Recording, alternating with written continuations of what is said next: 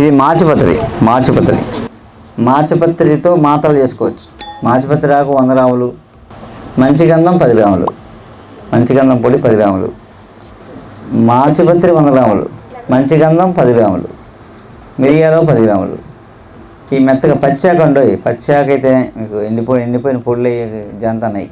అవి పచ్చాకు మెత్తగా నూరి ఈ మిరియం పొడి మంచి గంధం పొడి వేసి మెత్తగా నూరి మాతలు చేసి ఎండబెట్టేసుకుని దాచుకుంటే మీకు స్కిన్ మీద ఉండే మొహం మీద ఉండే మచ్చలు పోతాయి అన్నమాట. సుముఖం అంటే అందమైన ముఖం కదా, అందుకు పెట్టేది ఇది. అంటే మాచిపత్రి ఆకు రాసుకున్నా, పూసుకున్నా, వాసన చూసినా, చెవిలో పెట్టుకున్నా, తల పెట్టుకున్నా మొహం అందంగా తయారవుతుంది. సుముఖం అందమైన ముఖం. ఇంకా తిలక అలకం అంటారు. తిలక అలకం అంటే తిలలు అంటే నువ్వులు, అలకం అంటే అలంకరించడం. అంటే నువ్వు గింజల నుంచి మచ్చలు వస్తాయి చాలామందికి.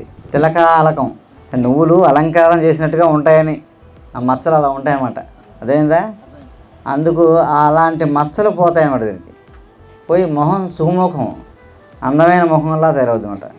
మాతల్లో వేసుకోవాలి, పచ్చి ఆకు రాసుకోవాలి. మామూలుగా ఇంటర్నల్గా వేసుకుంటే జనరల్గా ఆకలి పెరుగుతుంది, రక్తం శుద్ధి అవుతుంది.